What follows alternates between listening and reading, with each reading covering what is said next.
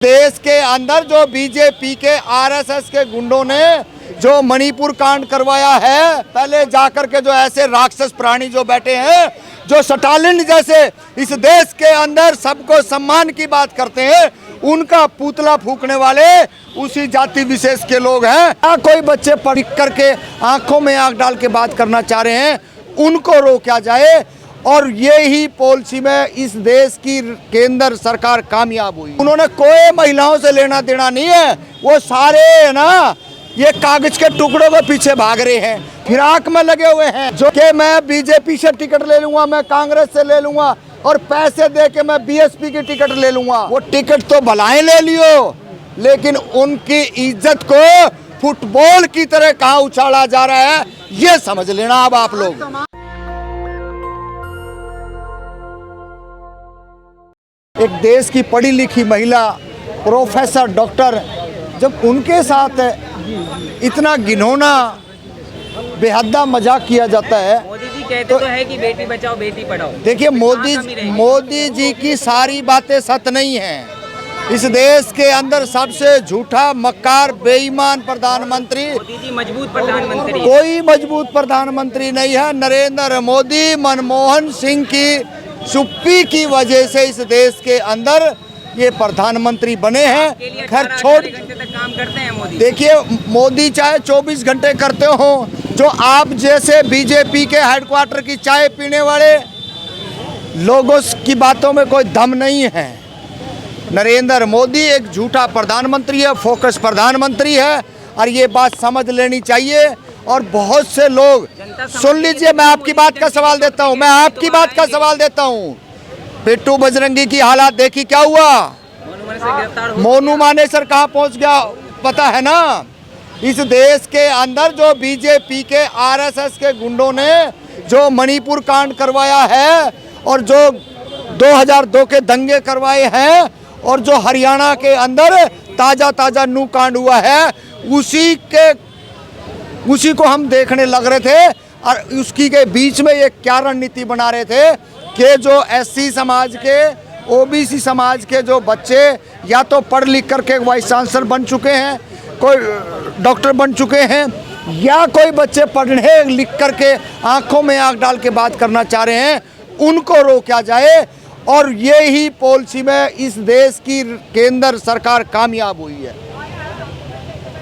चाहे तो बेटियों को रात को जलाने का मामला हो, और चाहे बेटियों को रोड पे बैठाने का मामला हो, और चाहे राष्ट्रीय झंडे को पैरों के नीचे कुचलने का मामला हो, ये सारे के सारे जो कांड हुए हैं, ये बीजेपी की, आरएसएस की प्लानिंग से, केंद्र सरकार की प्लानिंग से हुए हैं, जिसका खामियाजा आज तक मैं तो आपके माध्यम से उनको पूछना चाहता हूँ जो आरएसएस और बीजेपी में और आरक्षण की रिजर्व सीटों से चुन के पार्लियामेंट और लोकसभा और गांव की सरपंच और नगर पालिका और जिला परिषद के अंदर जो बैठे हैं, हम तो उनसे भी पूछना चाहते हैं कि आप कहां तक हो। सुन लीजिए, मैं तो उनको भी कहता हूं, जब आपके ऊपर इतने बड़े जुल्म और अत्याचार हो रहे हैं, तब भी आप लोग राक्षसी मणि के पीछे भाग रहे हो। क्योंकि दलित समाज में और ओबीसी समाज में और माइनॉरिटी में उन्होंने कोई महिलाओं से लेना देना नहीं है। वो सारे ना ये कागज के टुकड़ों के पीछे भाग रहे हैं, और जो कागज के टुकड़ों के पीछे भाग रहा है, जो सम्मान की बात को नहीं देख रहा है, उसका खामियाजा देख लो भाई, ये रहा तुम्हारी आंखों के सामने। तो तमाम दोस्त जंगड़ा जी, आप तमाम भाजपा पे ही मर रहे हैं। नहीं, मैं तो भाजपा पे नहीं हूँ। जो लगातार जो राक्षसी मणि के लिए उनके पास जा रहे हैं, अरे अपने सम्मान की बात करो।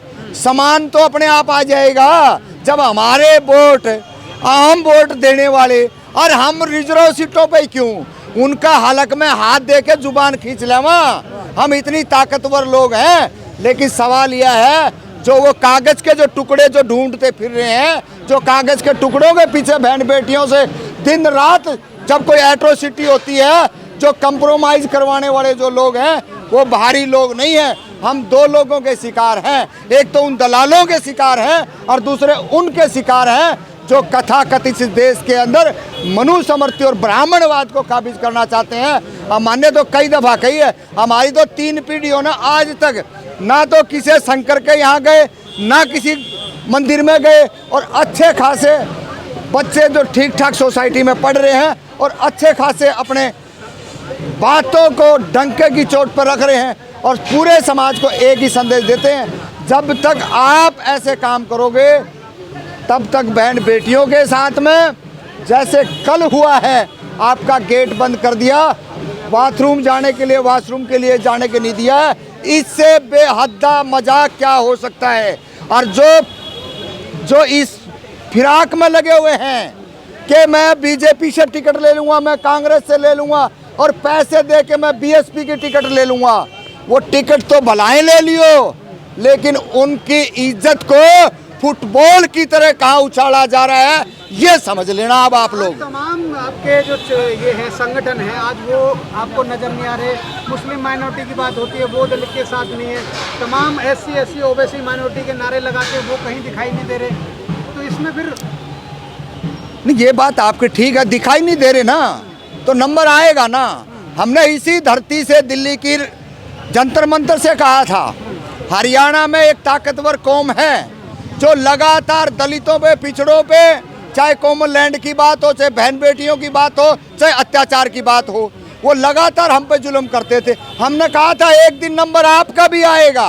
आज हम पे हंस के जाने वाले इधर उधर, वो सोच लेना, आज आप अपने बच्चों के लिए कब्र खोदने का काम कर रहे हो, जो इस धरने को इनकोर करके आसपास निकल रहा है, जो आपकी वीडियो को देख करके इनकोर कर रहा है, वो अपनी औलाद के लिए जरूर ऐसी जगह तलाश कर रहा है कि या तो वो बजरंग दल में, या करनी सेना में, या इस देश की फैक्ट्री के अंदर 2000 से लेके और 5000 रुपए तक का मजदूर वो तैयार करके जाएगा। इस देश के अंदर इससे ज्यादा दुर्भाग्य और कोई हो नहीं सकता। हरियाणा की बात की है आपने, हरियाणा में आज भी तो OBC के लोग जो है सो SC ST OBC पर SC और ST पर जुल्म करते हैं, OBC समाज के लोग जो कथा कथित ब्राह्मणवाद की चपेट में आए हैं। ये ताजा उदाहरण देता हूं मैं फरीदाबाद का ही, परसों ही वहाँ सैनी समाज, जो सैनी समाज का ऊंचा गांव है, वहाँ पे पूरी की पूरी एक जाति विशेष की लोबी रहती है, और वहीं के कुछ चंद चालाक लोग जो मनुवाद और ब्राह्मणवाद की चपेट में आया है, उन्होंने उदय स्टालिन का पुतला फूंका है।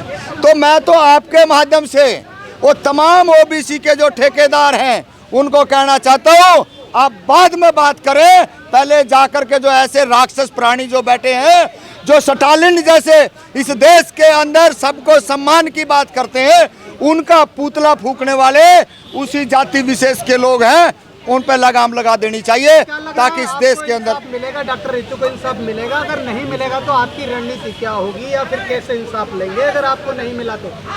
देखिए, इंसाफ का एक ही रास्ता है। तमाम इस देश के जिंदा लोग, मुर्दों की जरूरत नहीं है, कागज इकट्ठे करने वालों की जरूरत नहीं है, जिंदा लोग एक बारी यहाँ अपनी गाय, अपनी भैंस, अपनी बकरी, अपनी मुर्गी और अपना आटा, ट्रैक्टर, जो गाड़ी है, जो संसाधन है आपके, वो लेके दिल्ली की तरफ मुंह कर लो।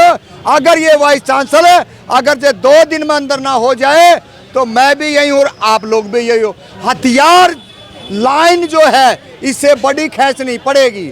मैं कह रहा हूँ 4 दिन यहाँ अपनी गाय बांध दो, 4 दिन अपनी गद्दियाँ ले आओ, 4 दिन अपने घोड़े ले आओ। उससे संतुष्ट नहीं है क्या? FIR होना और दबाव बनाना, ये दबाव से काम होते हैं। FIR होना और FIR पर जांच होना और निर्दोष पाना, ये उसी प्रशासन का बहुत पुरानी साजिश है। हम इनको देखते हुए आए हैं। बेशक हाई कोर्ट, सुप्रीम कोर्ट से FIR हुई हो, लेकिन जांच बैठेगी, जांच कौन करेगा? वही करेंगे उसी विचारधारा के लोग, और बाद में फिर क्या होगा? टाए फिस। लेकिन हमारे लोग वही लाठी हमारे दादे पड़दादे वाली अगर लेके एक बार यहाँ आ गए, और वही हमारी भेड़ बकरी वो यहाँ पे आ गई, और वही यहाँ पे कढ़ाई चढ़ गई, ये 4 दिन के अंदर आपको बता देंगे क्या होने वाला। नेशनल दस्तक की आपसे गुजारिश है कि अगर इसको बचाना चाहते हैं तो नेशनल दस्तक को सब्सक्राइब करने के लिए रेड कलर के सब्सक्राइब बटन को दबाएं, फिर बेल आइकन की घंटी दबाएं। नेशनल दस्तक को बचाने के लिए बहुत जरूरी है कि हर खबर को शेयर करें, लाइक करें, कमेंट जरूर करें।